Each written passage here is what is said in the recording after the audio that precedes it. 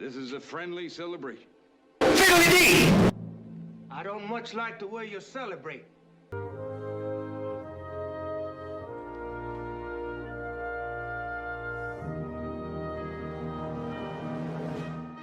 I pledge allegiance to the flag of the United States of America and to the republic for which it stands, one nation, under God, indivisible, with liberty and justice for all.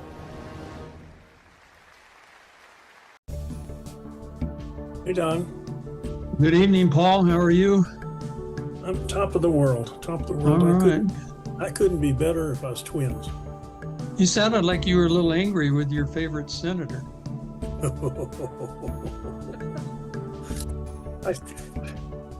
If it wasn't for the chance of going to jail, I'd have told him what I really thought.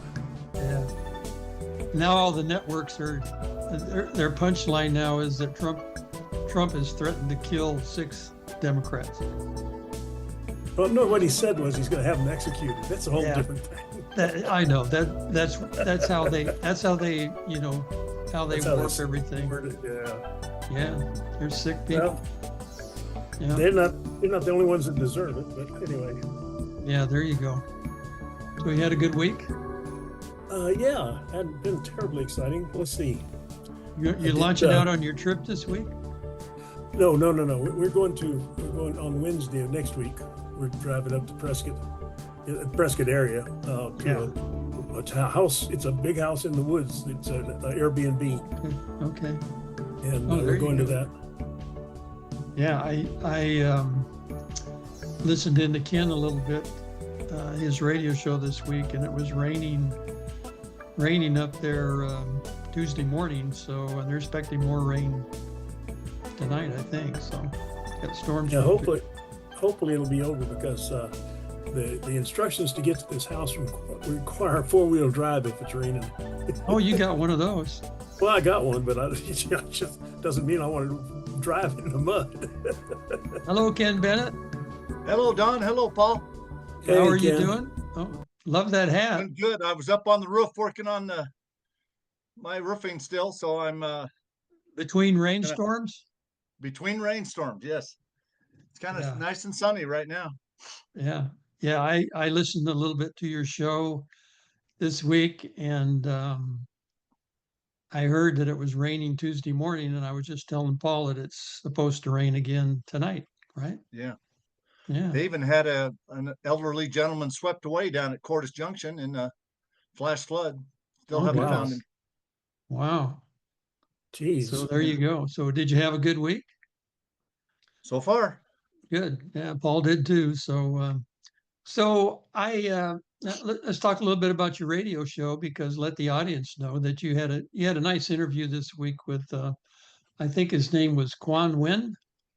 Quang, Quang, Quang, and then Paul probably knows how difficult the spelling is sometimes in Vietnamese names, as you might too, Don, but Yeah. it's pronounced Nguyen, like W-I-N, Right. but it's Nguyen. So Yeah, Quang Nguyen. Yeah, that's a common Vietnamese second name. Yeah, very common. For big family. So did he come over here 75, 76? Yes, he was 12 years old when the war, when they had to flee, and he came over here in 74 or 5 and went through Camp Pendleton and ended up in California, but then made his way over to Arizona. Yeah. Good for him. Yeah. Great guy. So great guy. He escaped communism twice. yeah. That's right. Well said, Paul. Yeah. The I think that's, if anything good came out of that war, it was a lot of the Vietnamese people that came over here after they had to get out of Vietnam, and they've turned into really good American citizens, most of them. Good business. Is the show already started and recording? Yeah, Don? we started. Yeah, we're recording. Yeah. Have I told you my story about how the Vietnamese got me into public service? No, I don't think so. No. Well, when Saigon fell And there started to be hundreds of thousands, if not millions of, refugees, South Vietnamese refugees coming to the U.S. My parents decided that since none of us I wasn't old enough to have served in the war, that the public service for the Bennett family would be to sponsor a South Vietnamese refugee family. So they put in all the paperwork. And sure enough, we got a thing back saying to pick up this family down at the bus stop on a certain day. And we went down there and we picked up a family of 4, the Luong, Luong, Luong family. It was a husband and wife, their baby daughter. They had to leave their infant son in Vietnam, but he later joined them. And then the man's younger brother, who was about my age, about 16. And the Luongs lived with us for about a year here in Prescott, and we helped them get a job. They eventually did very well. They got educations, got engineering degrees, ended up moving to Simi Valley, California, and did very, very well. And we still keep in touch with them. But while they were getting on their feet here in Prescott, in the fall of 75, I think it was, we decided to take them to a Prescott High School football game. To begin to Americanize them and show them what living in America was all about. So we're at the football game, sitting there in the stands, and Prescott High School had a tradition back then that when the home team scored a touchdown, they fired off this cannon that the metal shop, I think, had made. So when the home team scored the touchdown, first touchdown that night, we all stood and we were cheering, and the Luong stood along with us and they were cheering. And then all of a sudden this cannon went off and kaboom, man, it made a huge sound. And all 4 of them went face down on the concrete. I'll bet. Yeah. And as a 16-year-old spoiled American boy, as I was then, I chuckled for about a half a second, until I think for the first time in my life, it occurred to me what other people in other parts of the world had had to endure and suffer in their own countries, that their first instinct to hearing a loud sound was face down on the concrete. And I went from chuckling to almost choking up for the probably first time in my life, with the realization that there's a lot of people in the world a lot less fortunate than we are in this country. And the thought occurred to me right then that, I better look carefully at what's going on in the American government, nationally, statewide, even locally. My dad had been on the city council, but it was right then that I kind of solidified in my mind that I needed to be involved in government activities, so that I didn't lose my country like they did theirs. Yeah, that's great. Great story. Yeah, that's a great story. Yeah.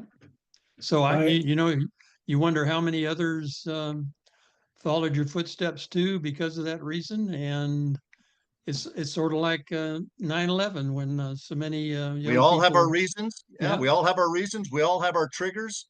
I don't Yeah. know what in the world would have caused Paul to become a combat helicopter pilot in Vietnam, or you to do the things that you did, but you did it. Yeah, that's it. Yeah. Yes, sir. So go ahead, Paul. What were you going to say? Well, I was just going to say I had not an epiphany like you did, Ken, but I was walking into a class at Fort Hood, Texas, after I got back from Vietnam, and I didn't realize there was an artillery battery on the other side of the building. Okay. And those 7 cannons went off all at the same time. And the next thing, honest to God, the next thing I knew, I was crawling out of the bushes next to the building in my khaki uniform in the mud. When you've been around high explosives that are designed to kill you, maybe not mining or railroading, but when you've been around high explosives that are designed to kill you, you don't ask questions, you move and protect yourself, and then you start worrying about what it was and where it came from. Yeah, there you go. I mean, when I was a 16-year-old American boy, if I heard a loud bang sound, I thought somebody's car had backfired, Yeah, yeah, there you go. Yeah. So I don't know if you guys realized it or not. I sent out a little blurb on the emails about yesterday was 162 years since the Gettysburg Address. Saw that. And President Lincoln gave that address at Gettysburg. And I think there were over 20,000 casualties on each side of the war. It was And bad. 5,000 of The those battle, 20,000. just that Yeah, battle, right? Not just the that war. battle, yeah. And 5,000 of each of that 20,000 were deaths on each side. Around 5,000. A few more Confederates died. So yeah, it was. And his message out of that is he said in his message that his words would not be remembered as much as the dedication of those soldiers that died for their country, whatever side they were on. And it turns out that probably both are true, that his words have always been remembered, and those men, that died for their country were still remembered too. So that's kind of interesting because we're divided now in this country, and obviously we're not in a civil war, but maybe it's time that we have our own Gettysburg Address, and maybe that'll happen here pretty soon, especially after these 6 people in Congress made this video about telling people to disregard the orders of the commander in chief, right?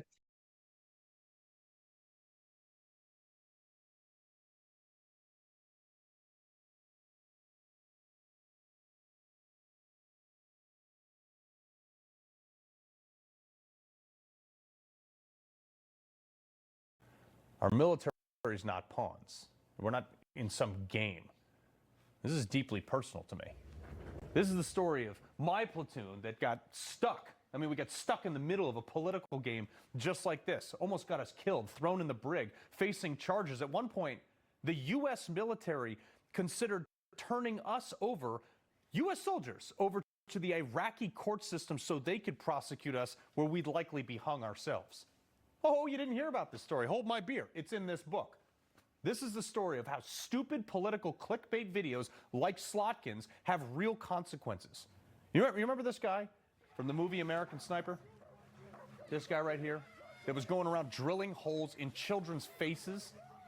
In 2009, my platoon caught that guy in real life, the Butcher of Fallujah. He was also the man responsible for hanging 4 American contractors, one of which was a SEAL brother of mine, whose body was lit on fire, dangling from a bridge by his neck. My team caught that guy. We were authorized to use lethal force, and we exercised restraint to bring him back alive for the betterment of the mission, because we were one part, and we did it at great risk to ourselves. And because of orders, so he could be questioned by the CIA and save more lives. Imagine if we had violated that order. After all, we knew he killed one of our own, and he had a gun when we apprehended him. So honestly, like, Democrats, don't ever lecture me and my people on restraint and decorum. And when we brought him back, the same people who sent us on that mission, they turned around and court-martialed us for abusing him in custody, which we clearly did not do, which was proven by our full acquittals almost immediately in a courtroom, all because politicians wanted to have the talking point that they stood with the Iraqi people over their own soldiers. And the generals, whose promotions need to be approved by the Senate, people by like Mark Kelly and Alyssa Slotkin, they bent the knee and they sacrificed me and my team at the altar of their political correctness. And you know what it did? It made every soldier in Iraq and Afghanistan second guess everything. Hesitate to prosecute that IED. How many people did that kill? Apprehending terrorists, or even pulling the trigger when they needed to. Hesitated for their own safety in a courtroom that might not come. Stuff like this gets people killed. It creates stupid rules of engagement, some of which killed my friends personally, because they want to play political grandstand games with no intention of ever backing the soldier up when he does the bidding that they subtly encouraged.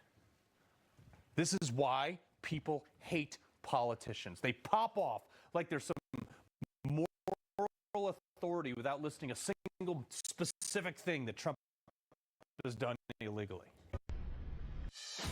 There is a mechanism if a commanding officer goes off the rails. Yes. But it's not disobeying orders, is it? Don't you relieve them of their command or something? Well, And what does it take to do that? I'll kind of give you an example of I was confronted with an unlawful order when I had forgotten my first duty station at Travis Air Force Base in California, and it's up by Fairfield, California, which is south of Sacramento. It was a large military airlift command base where most of the troops that went overseas left from that base, and many of them came back. Many of the dead came back to that base on their way back from Vietnam. And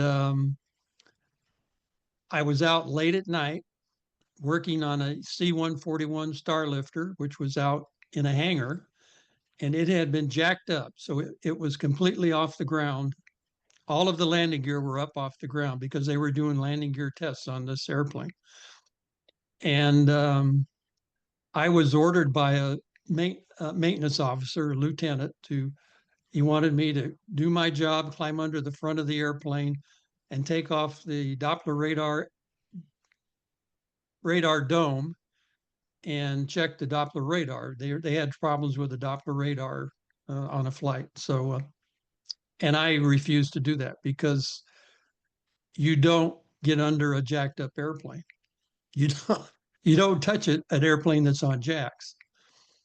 So I refused that order, and I went back to the shop and I told my sergeant, my master sergeant, what had happened, and never heard anything else about it.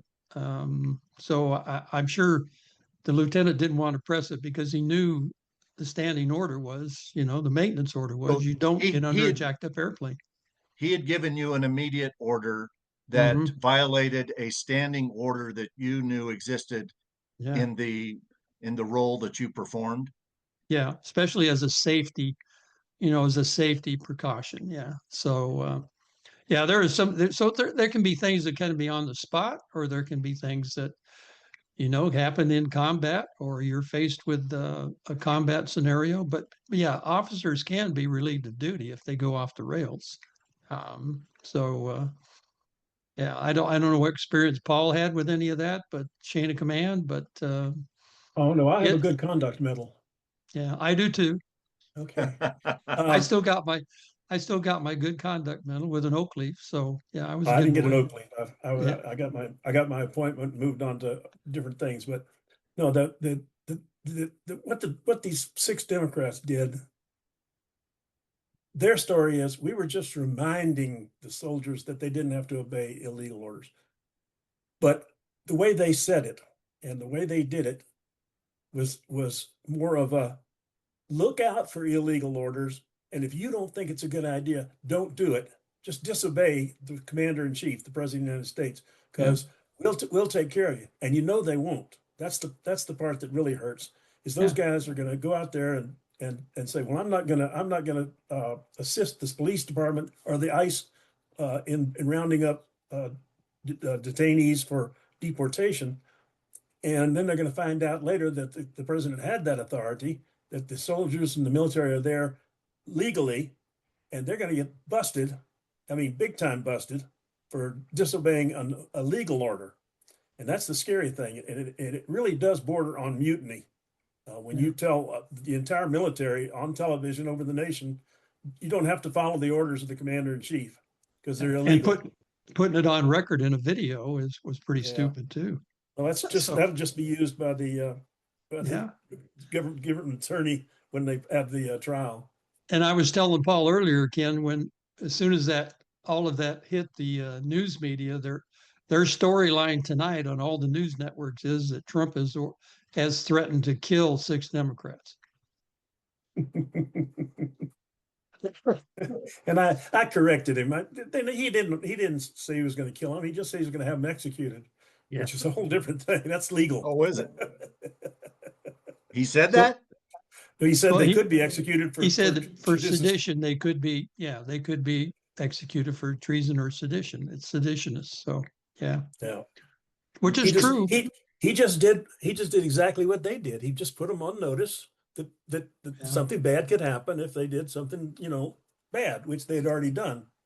These other guys at least have a chance to not do something bad on these And instructions. the other bad thing about it is that they couldn't point out any unlawful orders that he had ever given anybody, right? No, that's the point. Yeah. So It was all speculative. yeah, it's all speculative and it's all not hogwash. So, or it's as Rush Limbaugh would say, it's a crock, right? What a crock! Yeah. Oh, so anyway, still. And also, I liked your story, Ken, about the USS Arizona. I don't know if you remember or not, but Patty and I were there that day when you had your big ceremony. It was really great. I still have those pictures on my computer that we took that day. So yeah, it was really, and that was really a cool thing. If people haven't, awesome. Yeah, it was awesome, and people haven't. Part of the awesome part of that story is the way they shipped those barrels out to Arizona on the Burlington Northern Railroad, right? Yeah. Yeah. So I guess that would be part of the cost.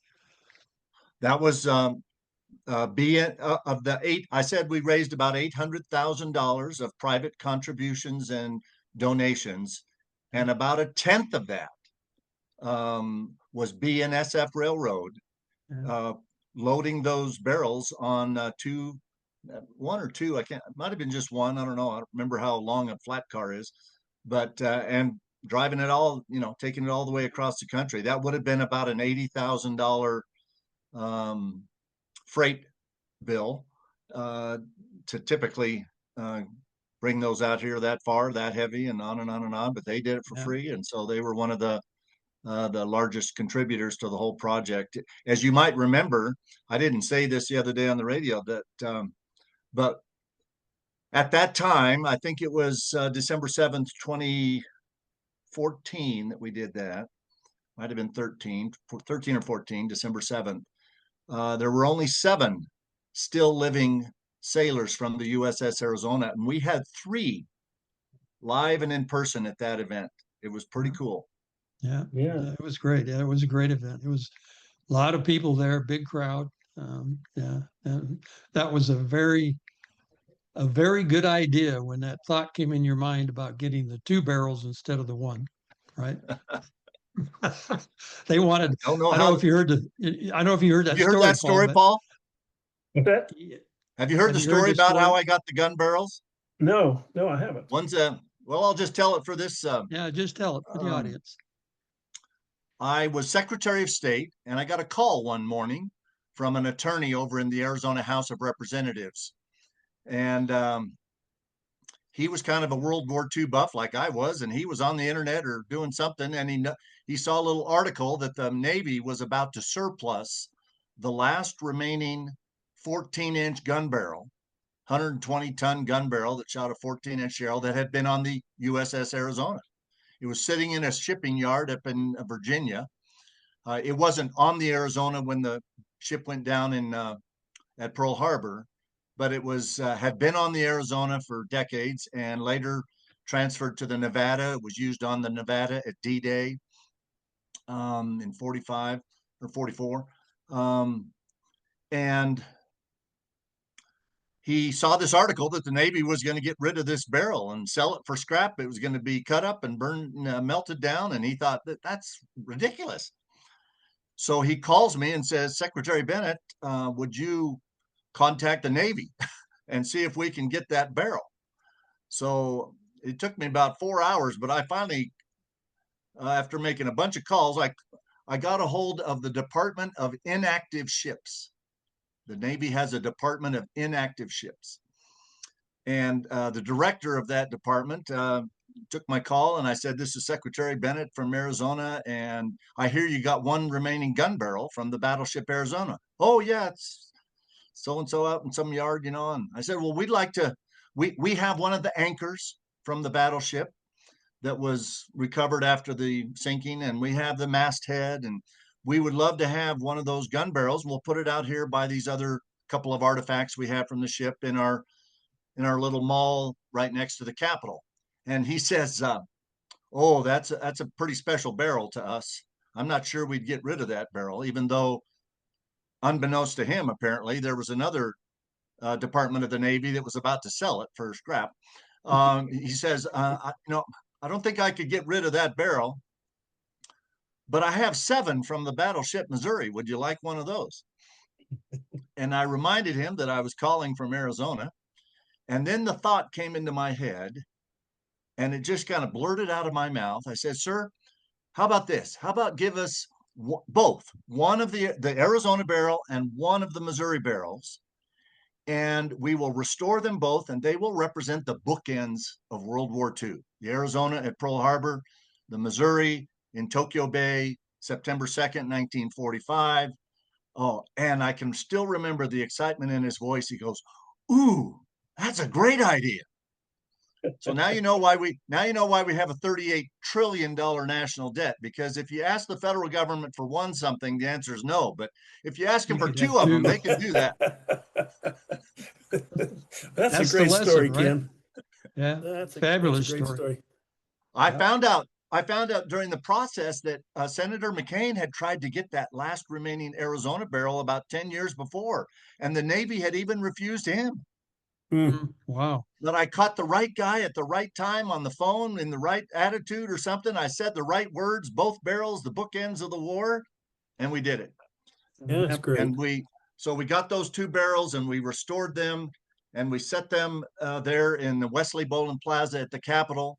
And then I was a member of the Phoenix Rotary 100 Club. It was the 100th Rotary Club established in America back in the early statehood days. And they were looking for a public service project of some sort, and for their 100th anniversary. And they heard about this barrel store. I told it at one of our luncheon meetings.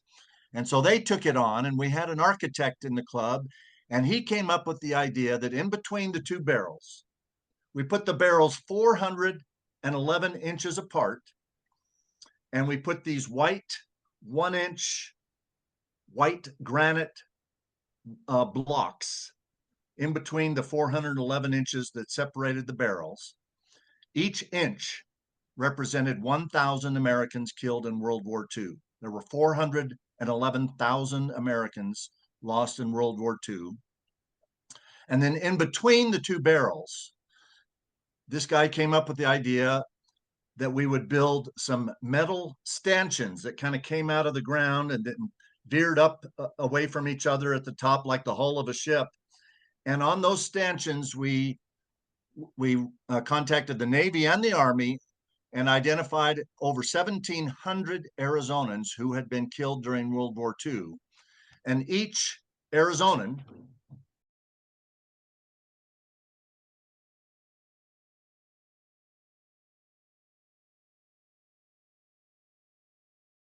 about 1.5 inches tall and about a foot wide.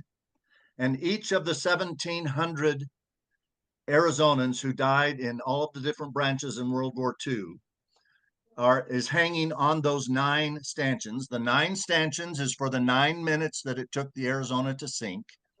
And the 1,700 nameplates, they made me one just for keepsakes, but 1,700 of them hang on those 9 stanchions.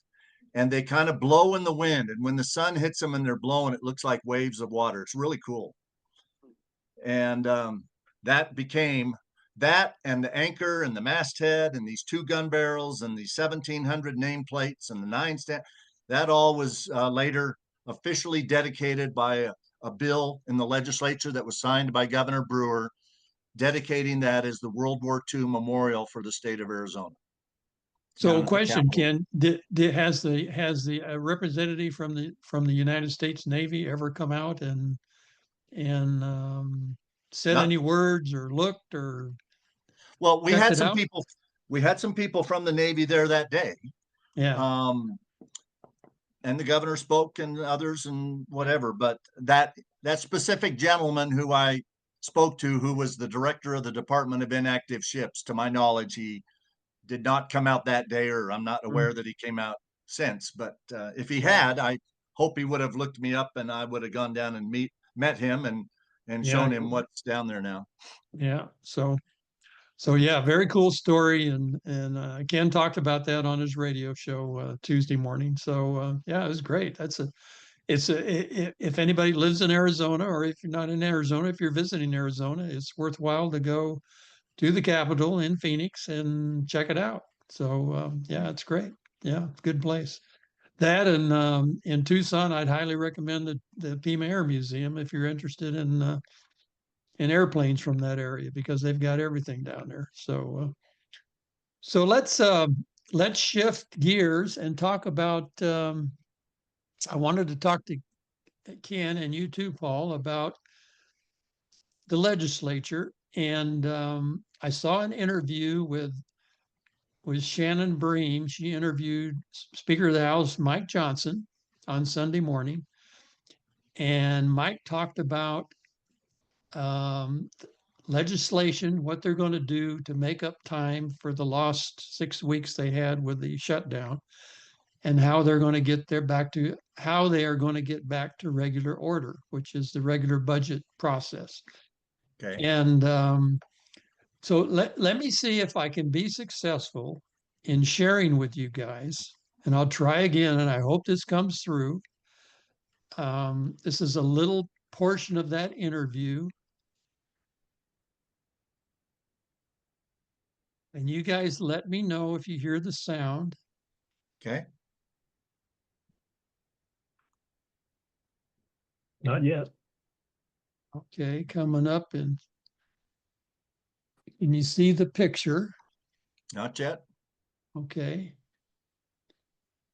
I'm going to share right now. Okay. The screen just went black. Okay. Okay. There's You Mike. can see the picture. It hasn't Okay. started yet, but it looks like you're about there. You're about to stop. I'm going to click on it. So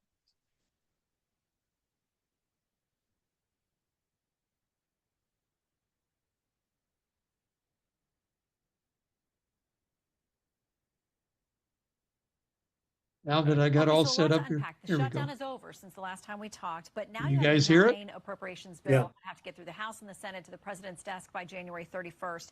On Friday, the Washington Examiner crunched the numbers. They said this: beginning Thursday, there are 57 weekdays until January 31st, but the House is only set to be in session for another 17 days, with the Senate in session for 20 days for the remainder of 2025. So in this environment, how in the world do you get 9 of the more complex bills done with 17 to 20 work days? Well, the good news is our appropriators in the House and the Senate in bipartisan fashion have been working on appropriations bills, the whole year. So they're virtually done. There's a little disagreement between the Senate and House versions of some of the bills. The top line numbers are a little bit different. We got to resolve that. But we can certainly get that done in the amount of time that's still on the calendar. Just because we don't have legislative voting days, it doesn't mean Congress isn't working. There's this idea out there that Congress goes on vacation. Shannon, I haven't had a day off in 2 years. I mean, we work around the clock on these things. Our appropriators in particular have been working very hard, and they're ready to go. So I'm very optimistic we can get the rest of the appropriations bills done. And this is the key point. We are returning to regular order, the way this is supposed to work. Congress hasn't done this for many years. And I'm really proud of this achievement. Having gotten 3 bills signed into law on Wednesday night, 3 approach bills is a big achievement. I know that seems like a low bar, but we're getting Congress back to the way it's supposed to work so that we can be better stewards of the taxpayers' dollars. So this idea of you haven't had a day off, but your critics are saying, well, the House... So you guys heard that, right? Yeah, we did. Heard what he said? Okay, good. Well, it finally worked for the first time. A lot of buttons I figured out there are a lot of buttons you got to press after you share your videos, and you got to go click about 3 or 4 other blocks to get it to speak to the other people. So anyway, from what he said, they pretty well they've passed 3 bills in the latest CR that they just opened the government with. And so they've got 9 more they've got to process. And what I wanted to ask you, Ken, about is in the state legislature, when you start out a session in January, do all the committees start working on the budget right away? No. No. And at the state level, there is an appropriations committee. You heard Speaker Johnson talk about the appropriators. Mhm. Those are representatives, congressmen and women that are on the appropriations committee. and it can change from state to state or time to time. When I was first in the legislature, you would start working on the budget, and state agencies would start coming to the weekly or sometimes bi-weekly or semi-weekly, once or twice a week meetings that the Appropriations Committee has. Usually in Arizona, each standing committee meets once a week, but sometimes appropriation meets twice a week. And so the state agencies start coming to the Appropriations Committee to talk about, they're usually about halfway. They just finished the halfway point for the budget that they're already in, which would have started the previous July 1st. So when the session starts in the second week of January, 6 months of the current budget year that they are in would have already expired at the end of December. Right. So they already know how things are going for the first half of the budget year they're in, and they start to talk about formulas in state government, whether are more kids showing up in the school system? Are more people showing up and qualifying for Medicaid? Are more people showing up in our developmentally disabled programs? Or we have more prisoners in the prisons or at the state mental hospital? Or, and so all of these state agencies start to tell the Appropriations Committee that certain things are happening, and that means that budget is going to go up this much next year or stay about the same, or rarely do they ever say it's going to go down. And so you start working all of those things through the Appropriations Committee. But over the last 5 to 10 years, the legislative leadership and governors, both parties, Republicans and Democrats, have kind of de-emphasized the Appropriations Committee, the work that goes on the Appropriations Committee. And it really comes down to a direct negotiation between the three entities, the governor's office, the Senate, and the House. And as I described maybe on one of our, I don't remember if I did it on my radio talk show a few weeks ago or here, but I talked about a meeting that started at 9 o'clock one night and didn't get done until 3:30 in the morning. And that's when we finished, negotiating the last few points of the budget in Arizona. Of course, it's not as big as the budget for the country, but for Arizona, it is. I mean, Sure. For Arizona, the budget right now between all the state and local and federal money that the legislature has to look at is about $73 billion. And which is a substantial amount. That's a lot of money for Arizona. Yeah. So I'm wondering, the fiscal year, the federal fiscal year ends October 1st.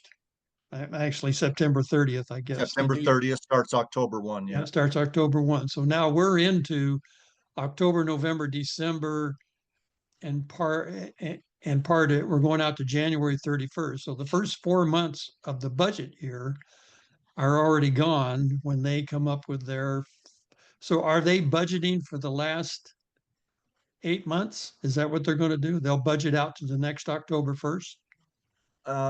Probably different parts of state government, the parts of federal government, the parts of the government that were covered in the 3 bills that Speaker Johnson said did get passed. Those were probably covered for the 2 or 3 months that had already expired, and the remaining 8 or 9 that are coming. Okay. Usually a budget bill is for a 12-month period, whatever the fiscal budget year is for that government. Okay. So, all right, very good. So guys, any comments about Speaker Johnson's optimism? Do you think they'll get it done? What do you think?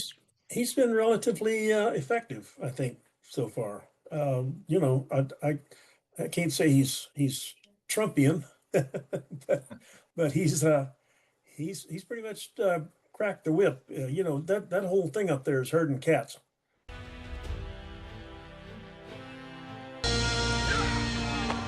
Herding cats. Don't let anybody tell you it's easy. Anybody can herd cattle. Holding together 10,000 half-wild short hairs, well, that's another thing altogether. Being a cat herder is probably about the toughest thing I think I've ever done. I got this one this morning, right here. And if you look at his face, it's just ripped to shreds, you know? You see the movies, you hear the stories, I'm living a dream. Not everyone can do what we do. I wouldn't do nothing else. It ain't an easy job, but when you bring a herd into town and you ain't lost a one of them, ain't a feeling like it in the world. Republicans are just, and that's really where the herding cats is. The Democrats are like sheep. They bunch around and it's just there's almost no dissension in the ranks. But Republicans are individualist. Man, I'm gonna go save the whales, or I'm gonna go put a bridge across to Cuba, or and they got their little pets, and then they get around and they trade off. I'll give you a bridge in Alaska if you'll give me a electric plant in Florida or whatever. But he seems to have kind of kept that in the box somehow. So I'm optimistic, and I'll give him the benefit of the doubt right now. Good. Ken? I would agree with that. It is and he does it with the slimmest of majorities. I think they only have 3 or 4 extra votes, and with people sick and a couple, I think, died. It takes 218, I think, to do anything, and they only have like 221. So it's close. But that's similar to what I had to deal with. I had, I often say the 3 most important numbers in Arizona are 16, 31, and 1.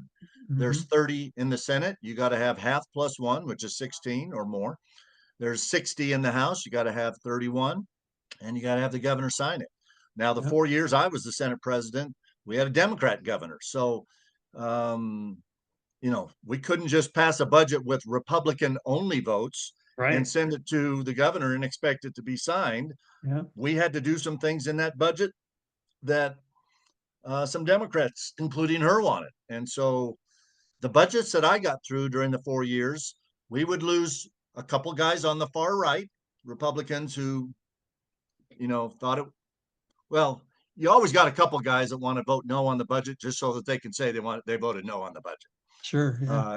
Spending $1 of anything is too much for some people, And then there were a couple that we would lose on the left, because if you didn't spend 10 times as much money as you had, they weren't happy.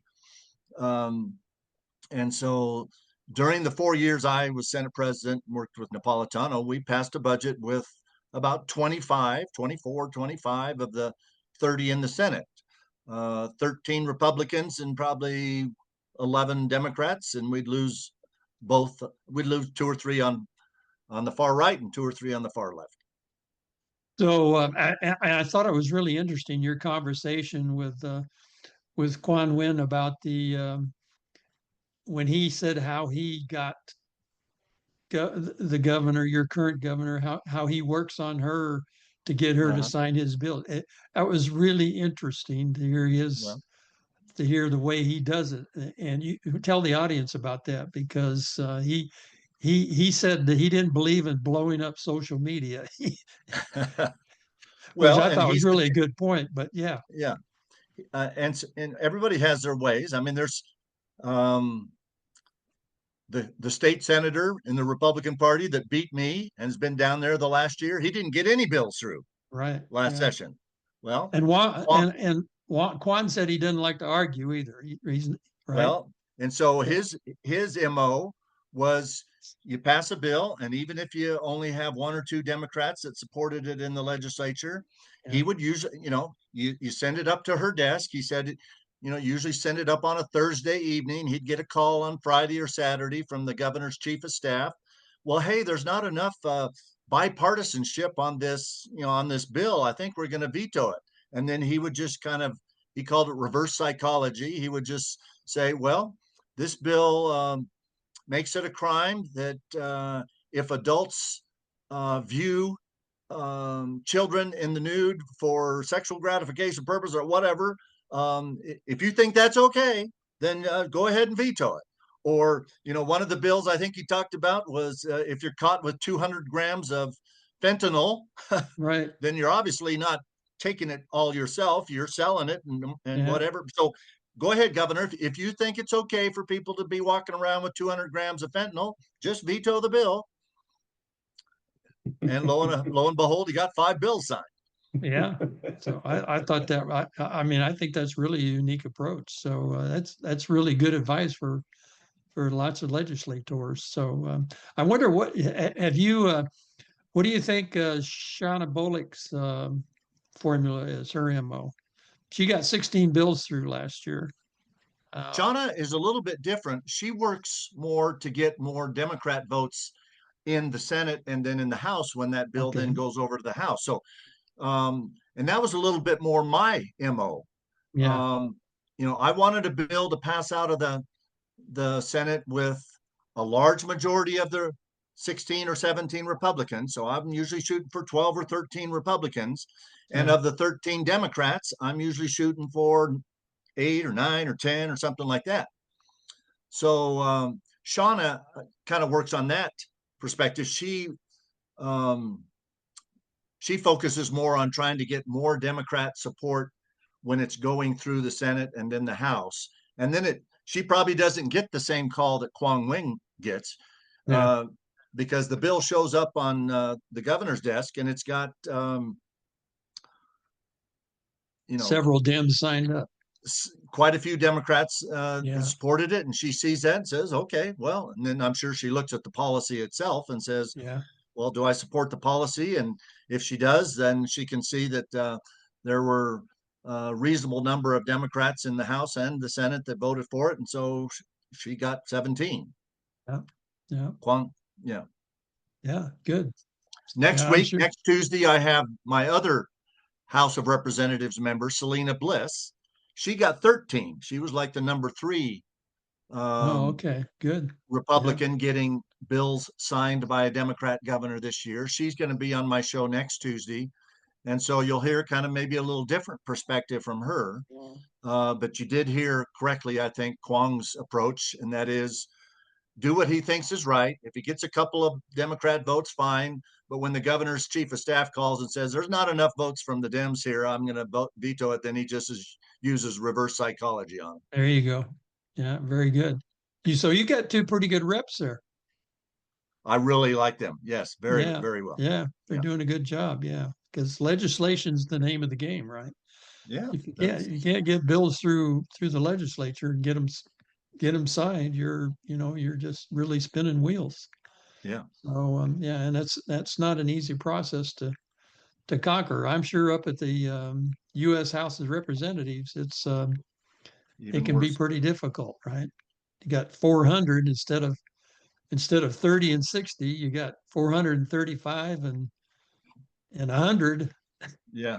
And then you got the filibuster. and I'm sure the most important 3 numbers at the federal level. I said my 16, 31, and 1 for Arizona. Yeah. At the federal level, it's 218, 60, and 1. And 1, yeah. Those are the numbers. Yeah, sure are. So, good. So, listen, what else? What else would you guys like to discuss before we get to our Thanksgiving message? I wanted everybody to think about a Thanksgiving message, and I got a note from Jeff. Jeff couldn't be with us today. He took his wife up to Phoenix to see the doctor, and our prayers go out to her and him and his family. And his message is to believers, and I'll put that in the notes below the video when I send the video out, his full note. So what would you guys like to say to the audience for your Thanksgiving message? Paul. Again, you always throw the ball. You always throw the ball to me, but I can catch it. Well, if I was going to send a Thanksgiving message, my first message is that I have led such a blessed life. It's just so incredible. God saved me. I got shot in Vietnam. I was in an airplane crash and burned and in the hospital for 6 months.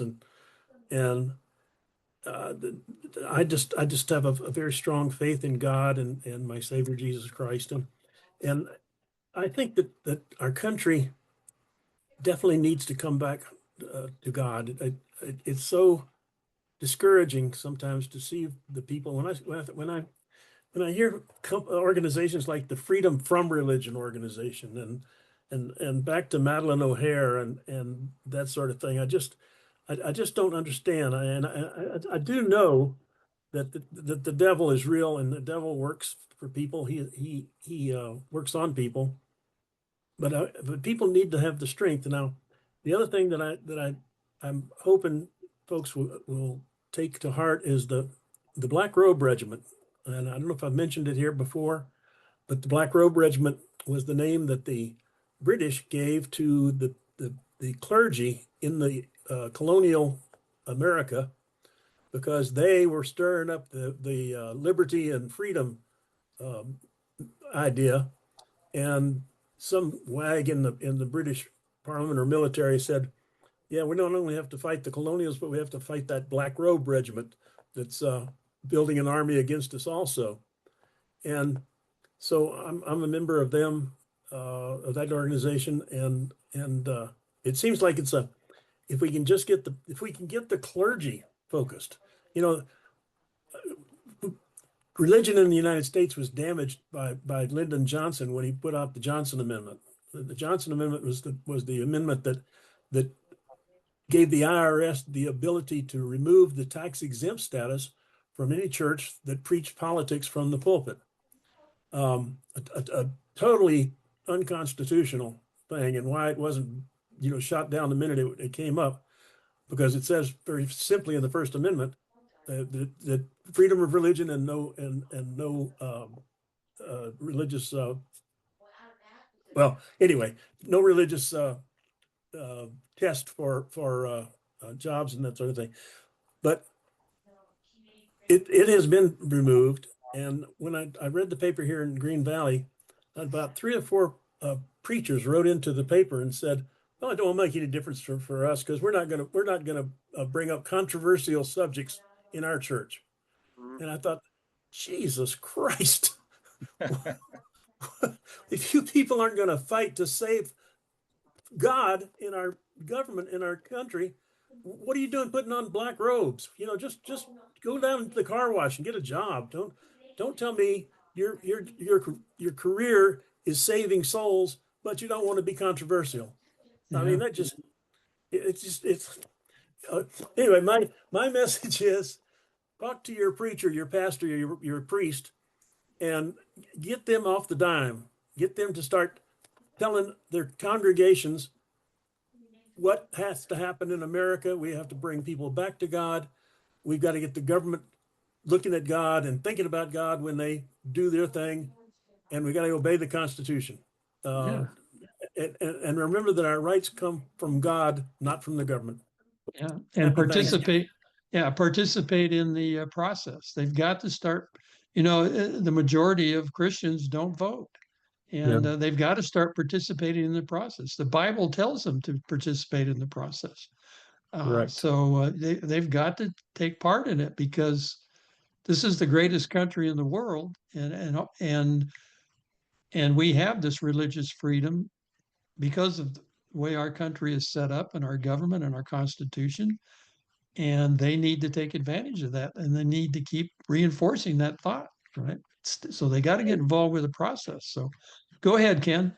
What's your message? Well, my message is something that I listen to every morning. Every morning, I listen to about 5 musical presentations. 2 or 3 of them are by Andrea Bocelli. One of them is by a Norwegian soprano. But one of them is the story of a song that I hope you are both familiar with. It Is Well With My Soul. Yeah. And I was delighted to see at the Charlie Kirk Memorial that one of the songs that they played or had performed by a group was the first verse of It Is Well With My Soul. And my message would be to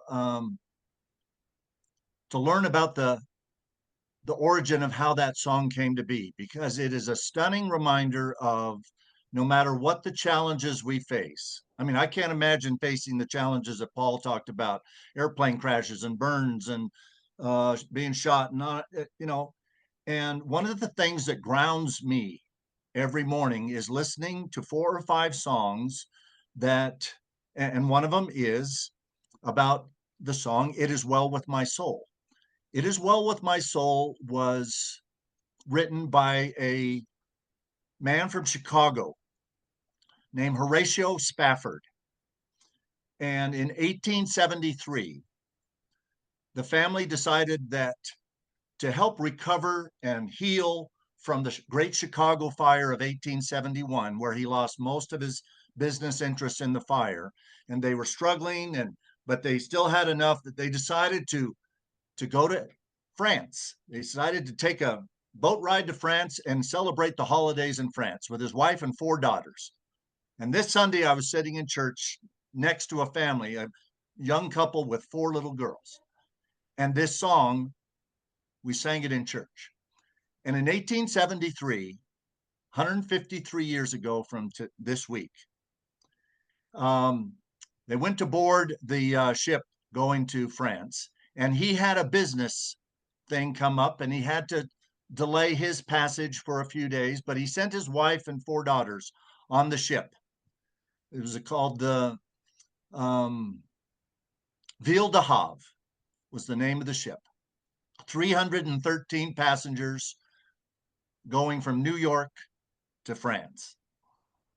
And about 2/3 of the way, on a moonlit, starry, clear night, they somehow, well, the girls and the wife, Anna Spafford and her 4 girls, had gone to bed and were resting beautifully in their berths when they were suddenly jolted awake, and the Ville de Havre inexplicably collided with a Scottish clipper, iron-hulled clipper ship.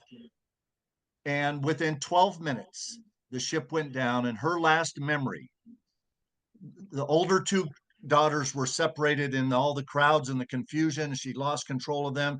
She had her 2-year-old and her 5-year-old daughters in her arms.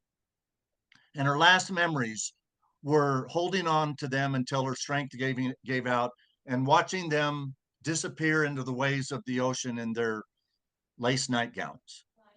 And she awoke. The crew of the crew of the clipper ship found her on a unconscious, floating on a wooden plank. And they took all the survivors to Wales, and she sent a telegram to her husband. The telegram read, "Saved alone, what shall I do?" So he jumps on a ship and heads to France. And 4 days into his travel, the captain of the ship calls him up to the foredeck and says, "Per our calculations, Mr. Spafford, we are exactly where your wife's ship went down. We just wanted you to know that." And he said he did not look down into the water because he didn't want to think of his 4 daughters 3 miles below. But he looked out across the waves, and he had a pen and pencil in his pocket, and he started writing down a verse that started coming to his mind. And it became the hymn, "It Is Well With My Soul." When peace like a river attendeth my way, when sorrows like sea billows roll, whatever my lot, thou hast taught me to say, it is well with my soul. And there's 2 or 3 other verses. And I just encourage you and all of our listeners, go to YouTube and put in the search bar, "It Is Well With My Soul," sometime between now and Thanksgiving. They returned to the US. She gave birth to a boy, gave birth to another girl. Then the boy died of scarlet fever at age 3. And then they had another girl, and only 2 of their 7 children lived to maturity. Then 8 years later, they moved to Jerusalem, of all places, and started an American colony to try to help people. And they were instrumental in having hospitals during World War I for soldiers injured on all sides of the conflict. And then their daughter Bertha expanded the kind of their benevolent efforts to a children's hospital. She was traveling, literally traveling one night, Christmas Eve, from Jerusalem to Bethlehem, and ran into a couple, a man and his ailing wife and their newborn son, traveling to Jerusalem, the other direction, from Bethlehem on donkey. And it made her think of Joseph, Mary, and the baby. And the next morning, because there was no place for them to stay, the next morning the mother had died, and she was asked to adopt the baby boy. And she did, named him Noel, obviously a Christmas theme. And by the end of the week, she was asked to adopt 2 more children. And so the family started a children's hospital that's still going to this day in Jerusalem, Spafford Hospital, Children's Hospital, in one of the hospitals there in Jerusalem. And so it's just a wonderful story of no matter what challenges we have in our life, somebody has had to deal with stuff we can't imagine. I can't imagine Paul's challenges. I just admire him so much. I can't, but I have my stuff, and you have your stuff, and everybody's got their stuff. Yeah. And yet, no matter what we have, here's a family that lost 5 of their 7 children, 4 in one night in the middle of the Atlantic Ocean. Found a way to get through it. And they got through it.